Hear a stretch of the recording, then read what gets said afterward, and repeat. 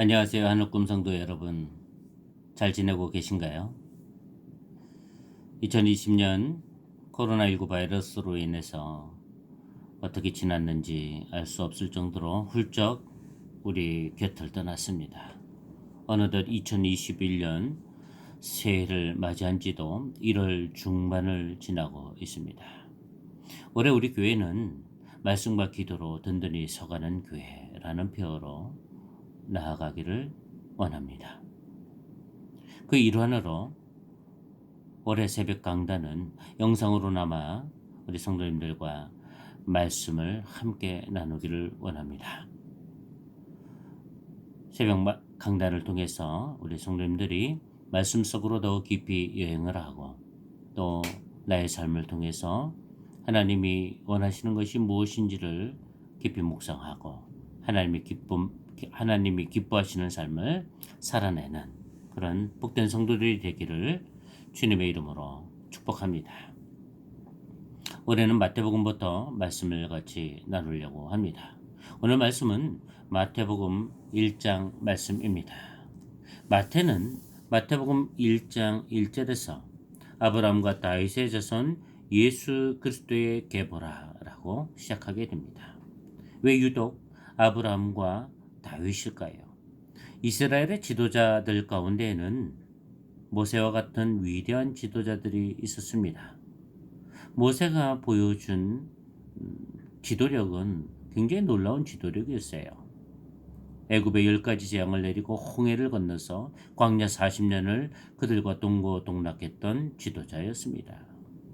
그리고 이스라엘이라고 하는 나라가 세워지는 근간을 세우게 했던 지도자. 그런 모세, 또 가나안 정복기를 이끌었던 여호수아 같은 그런 지도자를 빼고 왜 유독 아브라함과 다윗을 언급한 것일까요? 그 이유는 하나님이 아브라함과 다윗에게는 특별한 언약을 맺어 주셨기 때문에 그렇습니다. 하나님이 아브라함을 부르실 때에 아브라함에게 복을 약속했습니다. 뿐만 아니라 아브라함에서 아브라함으로 계명을 해줄 때 아브라함에게 할례를 행할 것을 명하시고 나서 이런 언약을 맺어 주셨습니다. 내가 내 언약을 나와 너 및 내 대대 후손 사이에 세워서 영원한 언약을 삼고 너와 내 후손의 하나님이 되리라.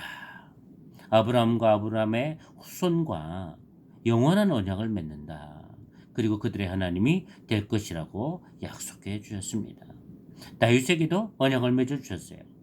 다윗이 하나님을 위해서 성전을 지어드리려고 계획을 가지고 있었죠. 그러나 하나님이 다윗이 손에 피를 많이 묻혔기 때문에 네가 성전을 짓는 것을 막으셨습니다.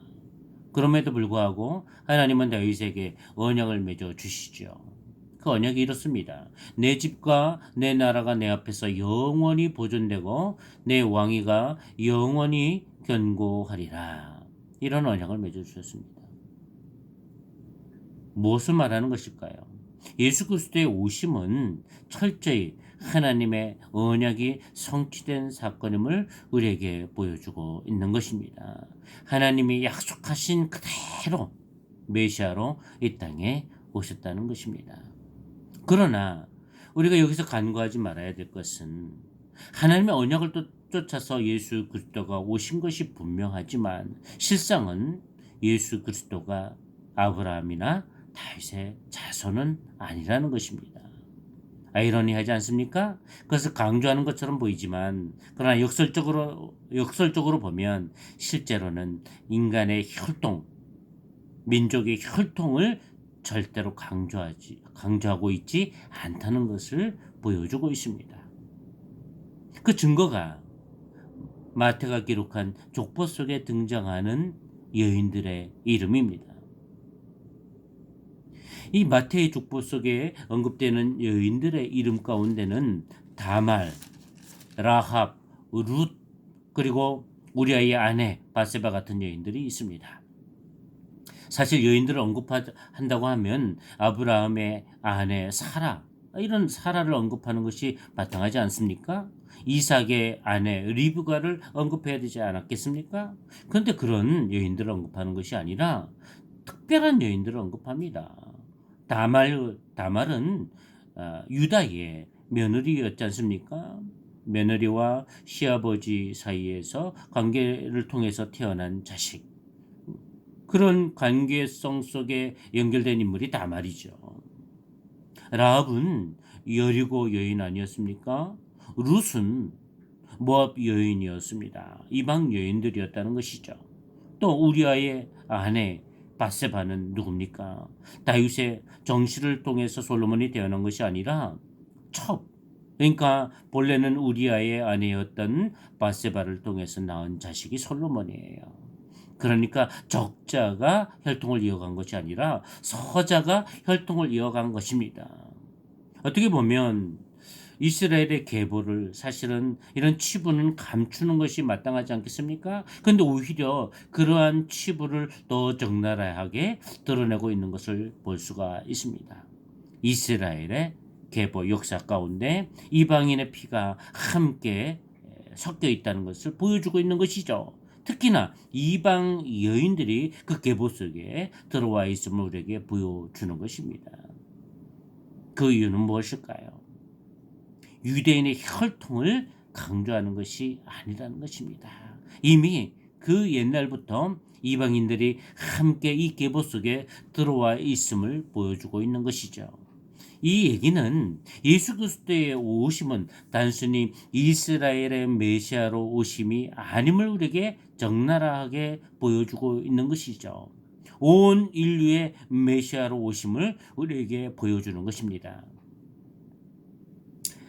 특히나 예수님께서 훗날 당신이 다윗의 자손이 아님을 강조한 부분이 있습니다. 바리새인들에게 묻기를 그리스도가 누구의 자손이냐 이렇게 물을 때 바리새인들은 다윗의 자손이라고 대답을 합니다. 그러나 예수님은 그리스도가 다윗의 자손이 아님을 강조했습니다. 이미 시편에서 다윗은 이런 고백을 했습니다. 주께서 내 주께 이르시되 내가 내 원수를 내 발 아래에 둘 때까지 내 우편에 앉아 있으라 하셨다 그랬어요. 다윗은 이미 성령에 감동되어서 성부 하나님이 성자 말씀이신 그 성자 하나님을 향해서 내 원수를 내 발 아래에 둘 때까지 내 우편에 앉아 있으라 하시는 그런 말씀을 이미 들었다는 것입니다. 그러니 어찌 예수 그리스도가 다윗의 자손이겠느냐라고 말씀하신 것이죠. 그러니까 혈통적인 그런 자손이 아님을 강조하고 있는 것이죠. 그럼 무엇을 강조할까요?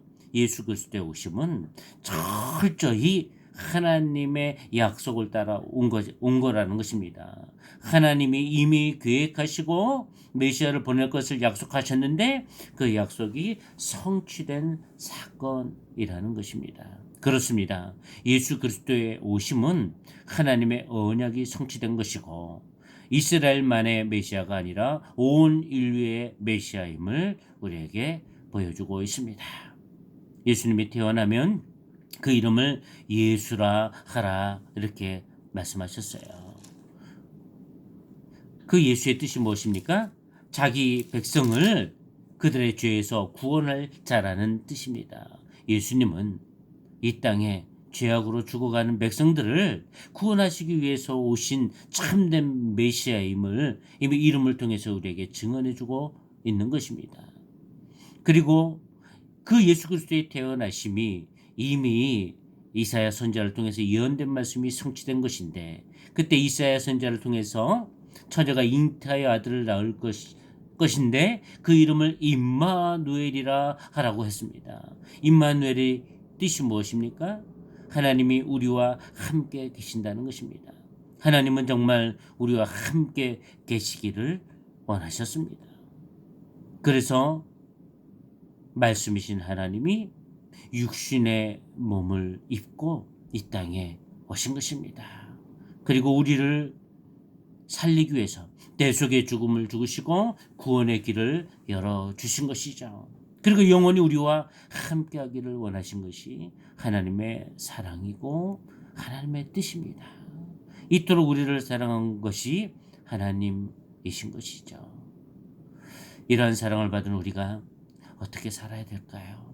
우리도 하나님 우리를 사랑하신 것처럼 사랑하며 사는 사람, 미워하고 질시하고 흉보고 저주하고 질투하고 시기하기보다는 사랑하고 축복하고 다른 사람들이 잘 되기를 기꺼이 빌어주는, 축복해주는 그런 복된 사람으로 살아야 되지 않을까요?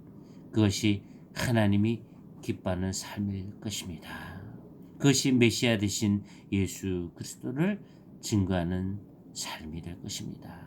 오늘 하루도 그렇게 살아가는 복된 성도들이 되기를 주님의 이름으로 축복합니다.